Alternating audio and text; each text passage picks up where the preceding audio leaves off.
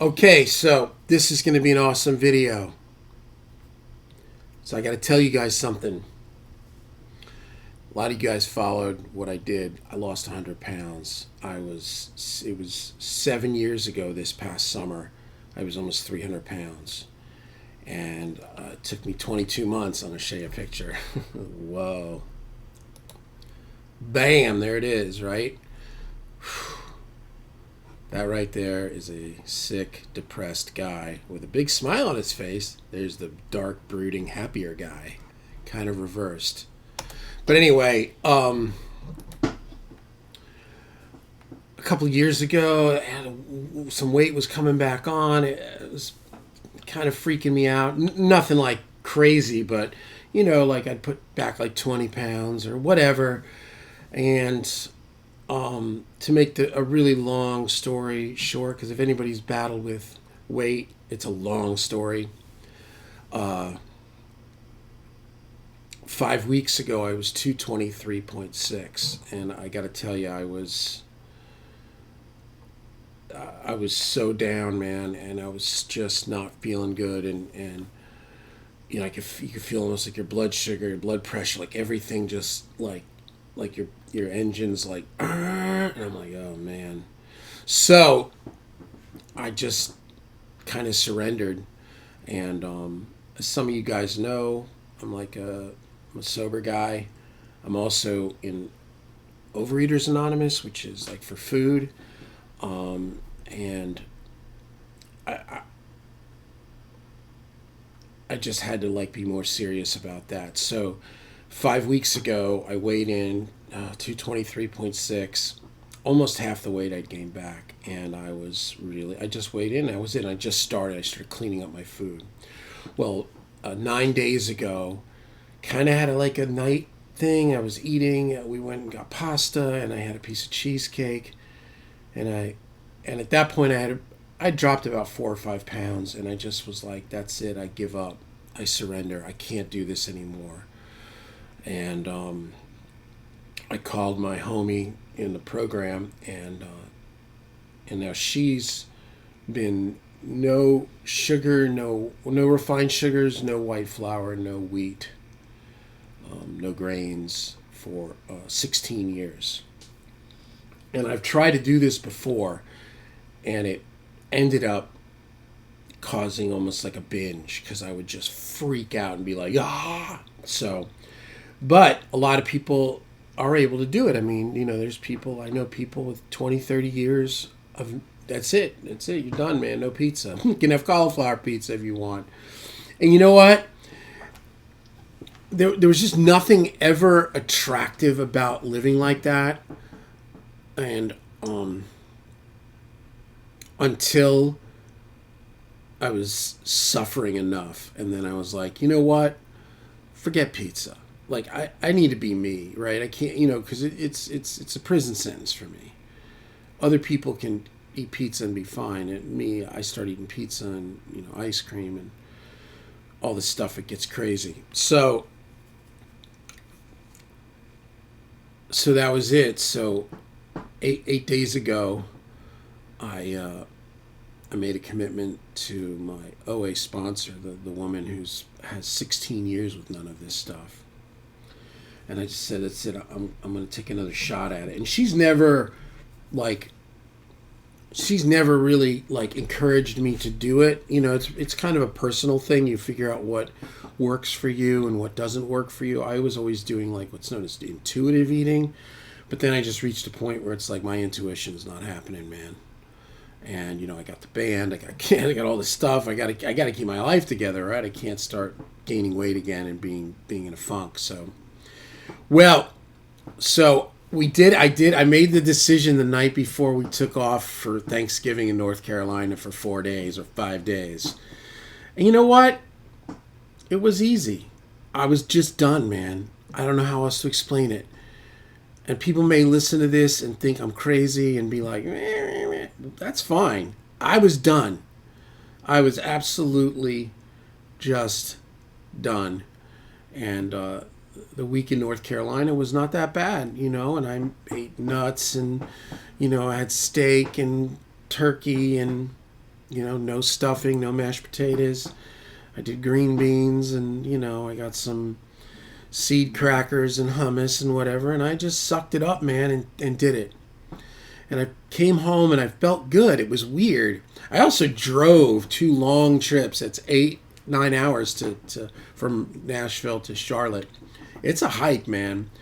In the car with the kids and the family, and there's food, man, and to just plow through it.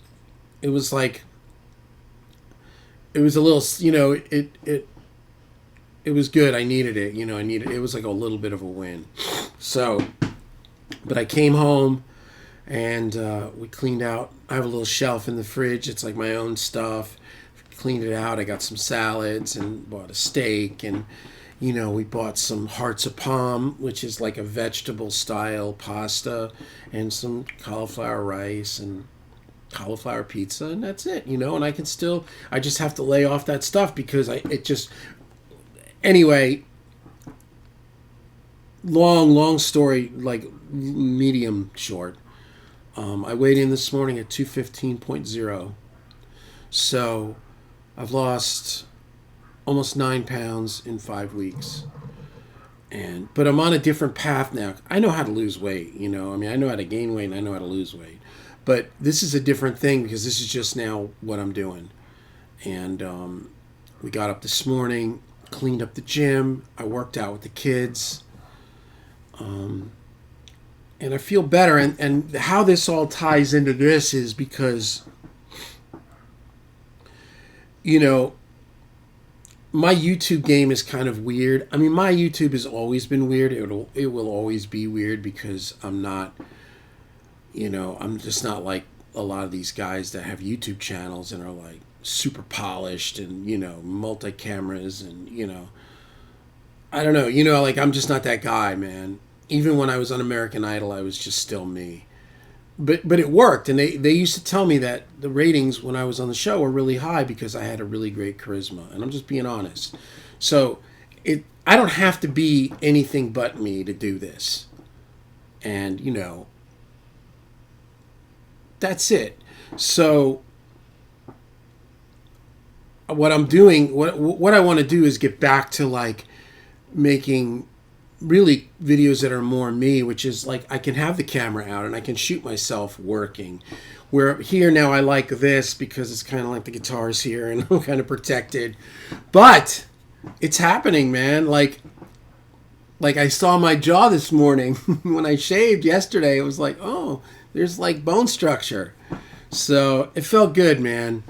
And anybody that's ever struggled with any of this stuff, it's not the easiest thing in the world to deal with.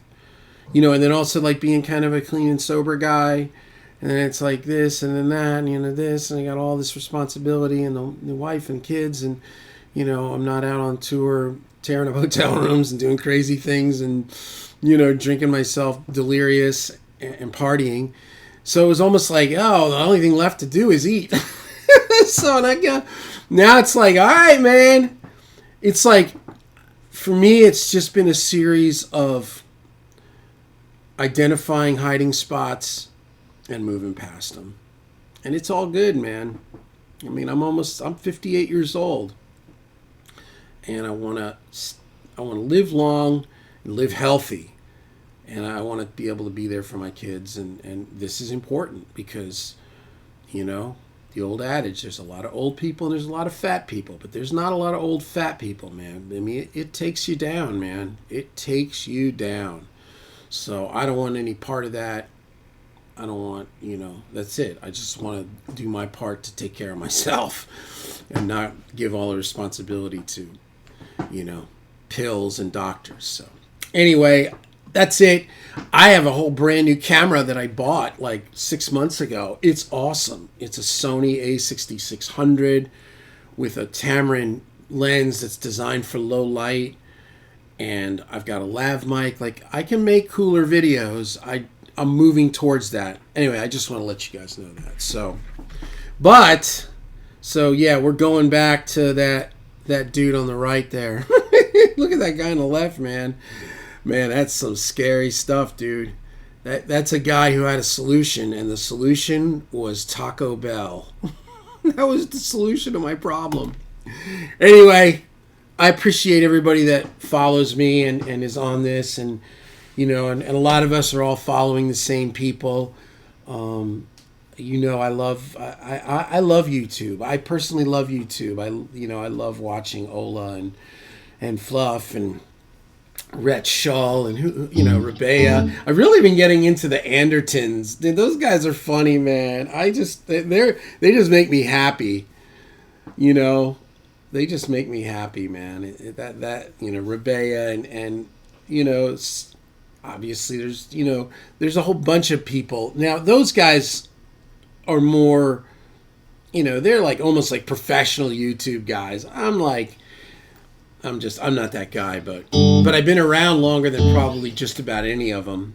And I invented amp shootouts in a weird way. I didn't invent it, but I definitely had the biggest amp shootouts ever. So, and a pickup shootout, dude. I think I did 27 humbuckers in my Black Les Paul in one day, with 2 different guitar players and like 4 different amps.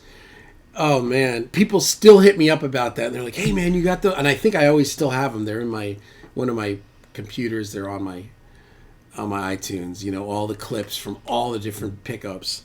That's what it's one thing to do like amp shootouts or modeler shootouts or cabinet shootouts or pedal shootouts. That's like low impact aerobics. Tearing out pickups and putting them in and then recording and then tearing it out and putting in another one. That's powerlifting there, my friends. I had to hire a tech to do it. And when I got done, I was so happy. Like, we should do another one. He's like, I don't want to do it ever again. I was like, all right. I don't think he had fun. It was like a day of preparing everything. We took and made all clips so that there were clips to just clip the pickups in, but still you have to like take the strings off, pull this, get the thing. Oh my God. All right. So another thing, there's a lot of talk in the beginning, but it's because I got to get it out and it's early, it's just time to. So I sold my Mesa, my dual rack, and you know what? It's great, but it is great, but I don't feel like my room is optimal for recording high gain. It's just, I don't know. I don't know if it's just the 212 or the room being kind of small and square. Like, it just felt like it was too much. The other thing I didn't really dig recording was like plexis. Like, I'm better with like low, medium, and in high, like Marshall, like my Cameron mod records great. But once I got into some of the heavier ones, it just felt like the room, I mean, I would hear the room just like, like everything's just like, oh yeah. So I sold it, and then I was like, well, I literally have shifted my whole studio. I mean, I've got a 66 Bassman, which I may not keep, to be totally honest with you. It's great, but it may not live. I have a Matchless C30, HC30, and I now have this divided by 13 FTR 37, and then I have my 77 Marshall, my modded Marshall, and that's it. And man, divided by 13, that first channel, Fender channel, is just like, oh my God. But that's what we're plugged into. So I thought, man, and I was looking around like maybe I should get some, like. And the other thing I've tried, and this is just for me, none of those cab IR boxes work for me, and I've had like every single one of them to one degree or another, and I had the Captor again, and it's just not for me. I just don't know why. I just don't like the way they sound, and I just don't like them.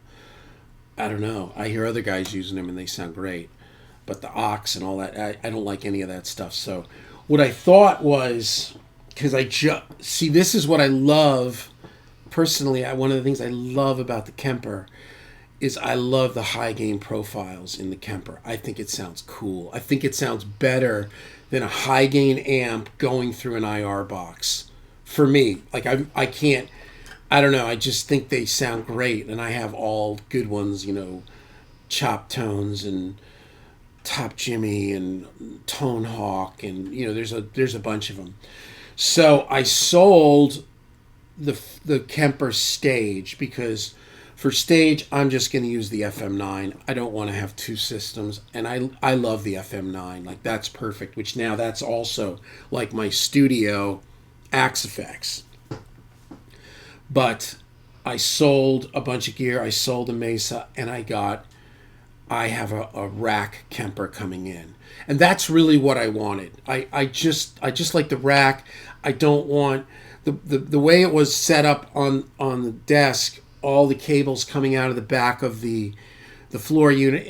It wasn't for me, and I don't want to use it like that anyway. So rack unit's going to go in there. I already restored my rig manager, and I've got all VHT, VH4, Mesa, Recto, Soldano, Uberschall, all the heavy amps that I like, diesels and all that stuff. So, because the next week I'm getting caught up with some work, but the next week I'm going to start putting out videos of making tracks, making songs, making cues, doing licensing stuff.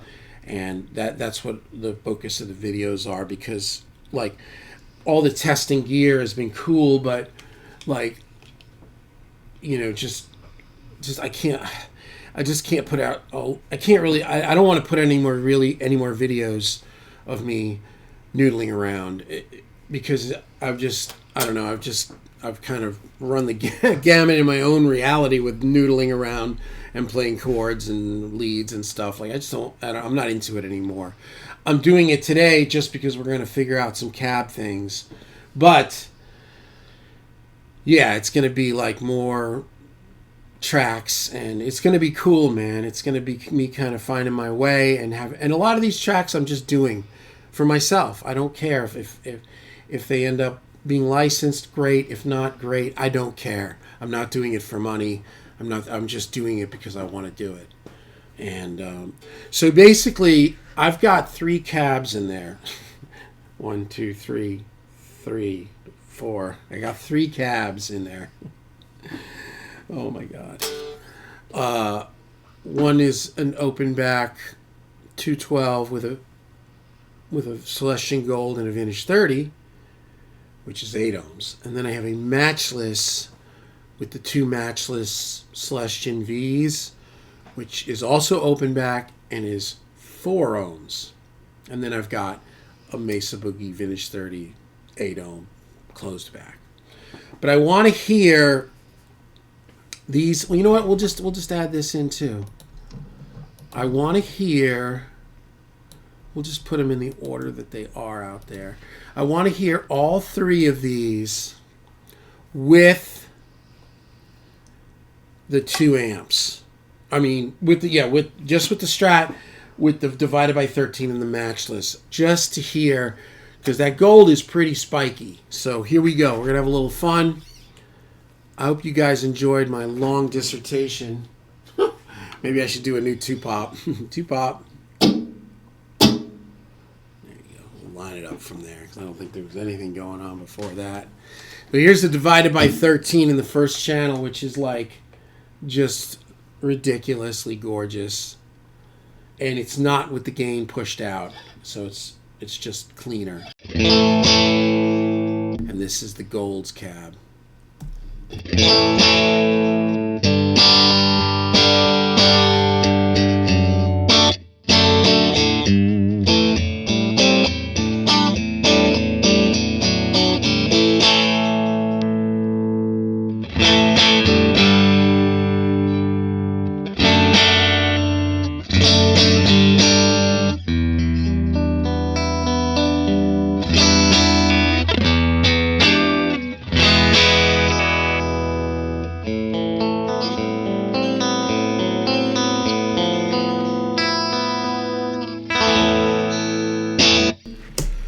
right, so you know what we'll do? We will stay with this.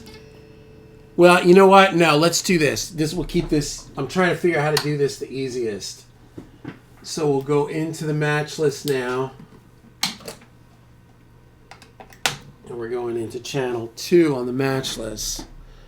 We're just going to have, and then we'll listen to them. We'll go HC30 channel 2 Strat.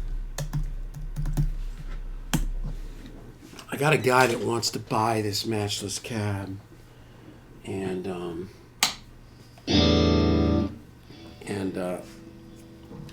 I think it was with another amp thing, another like an HC85. I don't know. It's not the cab that comes with the amp I have. It's a different color. So, you know, I'm kind of like, he's like, oh man, because I think he has the matching head. So I'm like, all right, let me figure out what I like, and then maybe I'll figure out, I'll order a black cab and then let him have this. It's kind of like white gray. So yeah, let's see.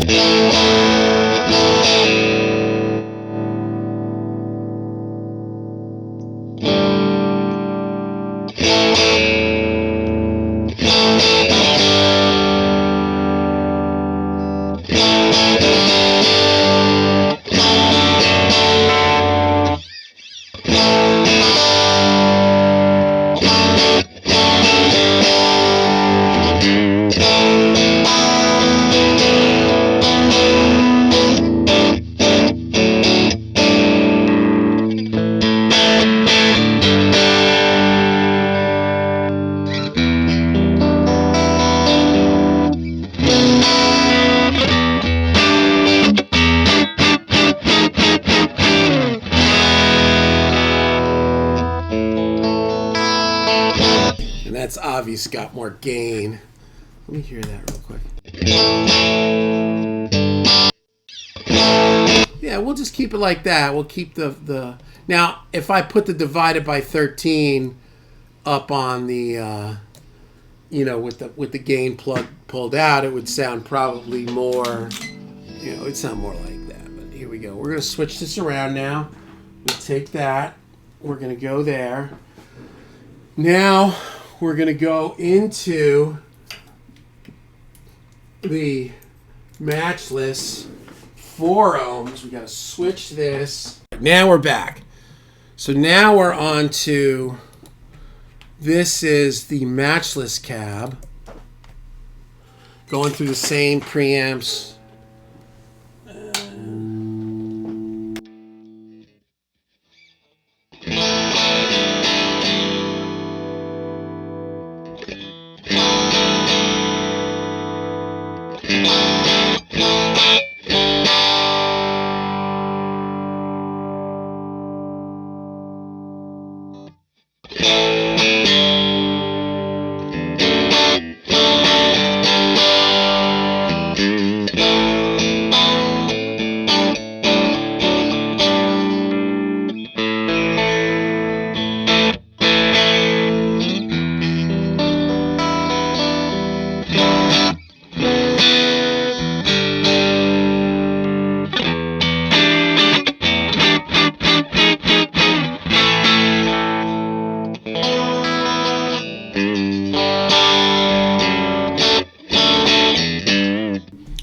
All right, so now, and you wonder, like, does the amp really sound different in ohmages or whatever you'd call it? Because I like the studio all being in 8 personally, just because it's just one less glitch, one less thing. All right, now here's.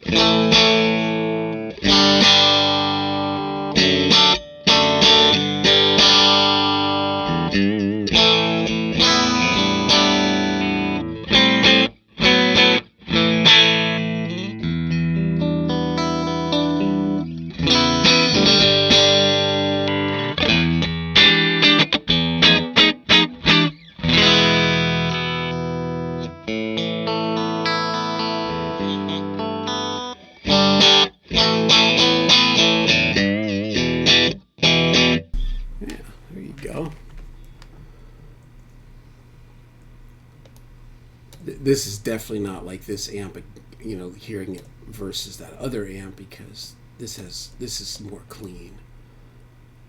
And there's definitely way more gain in this divided by 13. This is just kind of me finding my way.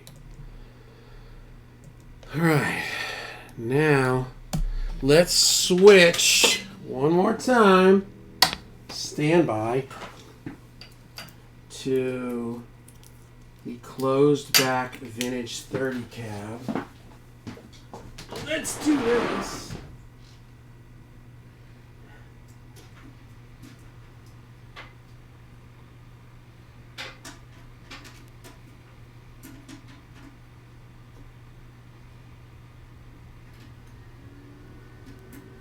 You know what else I'm going to do? I'm going to reverse these cables. And then it won't be this deal anymore. This is not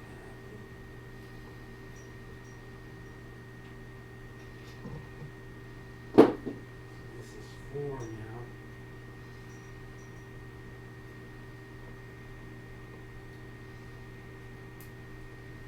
4.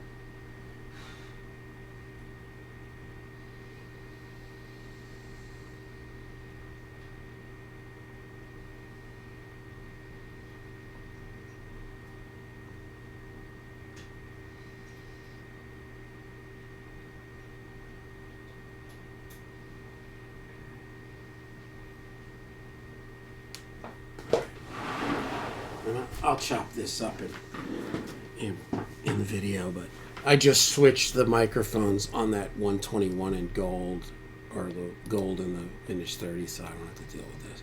Now we're into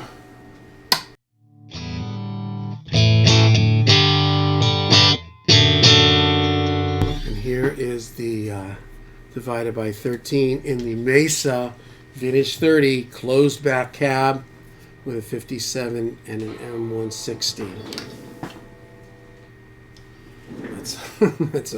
That's an alarm to remind my student to practice.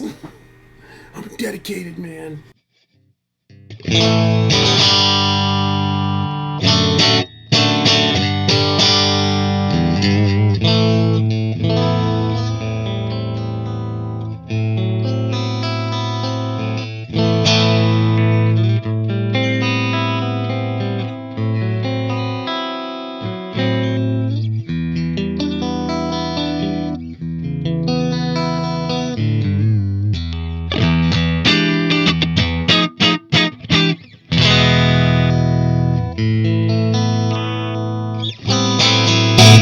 Okay, and we're almost to the end here. Oh, except I needed to switch something. Oops.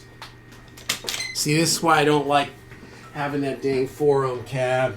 I don't know, man. I'm not down with it. Maybe I'll sell it and see if they'll make me an 8-ohm version.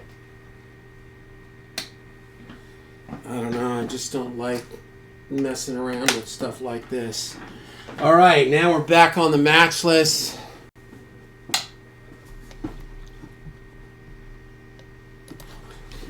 Oh!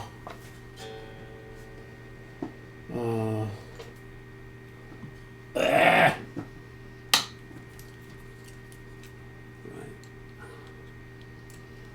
Someday I'll get one of those amp Pete's or something. I do this ghetto style over here.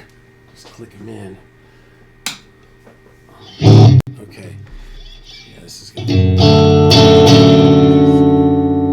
loud.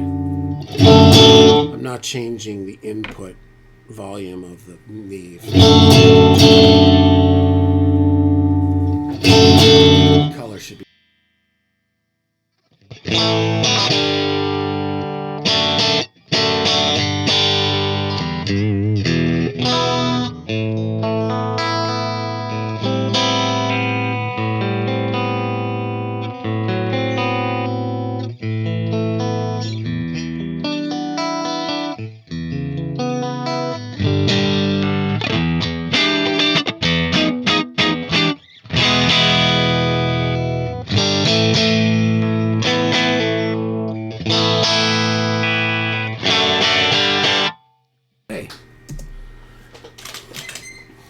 Okay, big moment. Big decisions, because this guy wants to buy this dang cab.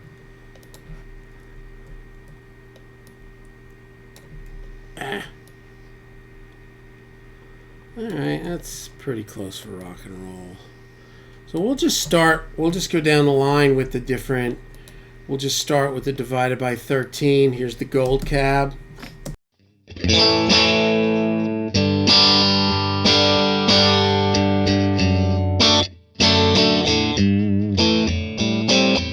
And here is the matchless cab.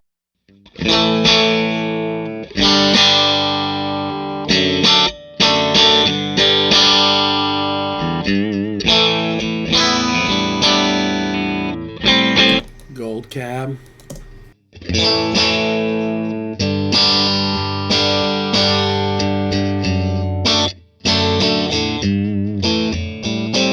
Matchless. Matchless obviously got more warmth. It's funny, the gold cab sounds more stratty to me. And here's the vintage 30 Mesa closed back.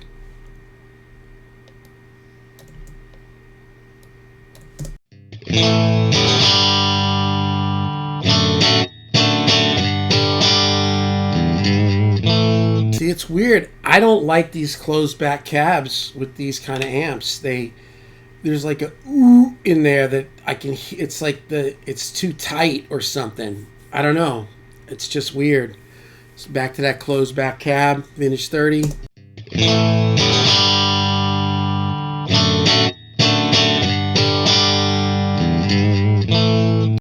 And then the matchless.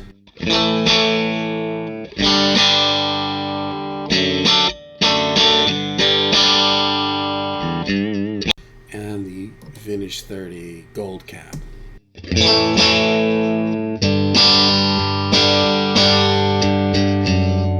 Now we're going to the matchless with the gold cab.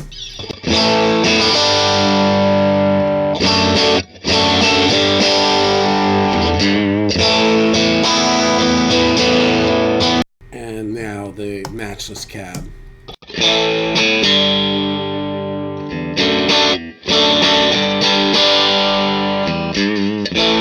It's funny, the gold is bringing out something that's like a little khaki in the matchless that the matchless cab isn't. Here's the gold, matchless amp with the gold.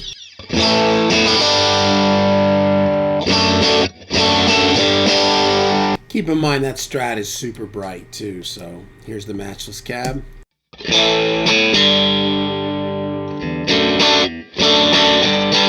think that's probably better there.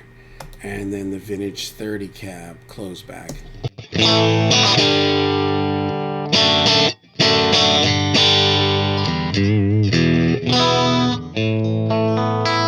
It's cool too.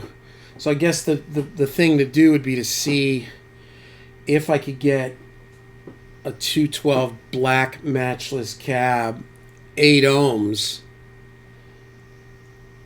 That would be what I would want, because I don't like having this 4 ohm cabinet in here. It's just, I don't know, you're doing this.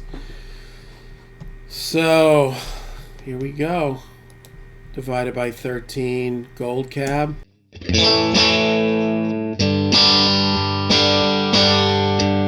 Love the sound of that amp. Matchless cab.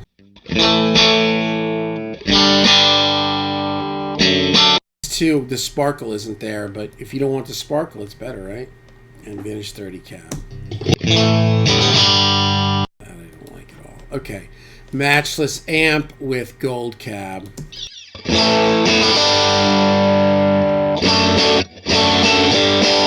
With the matchless cab.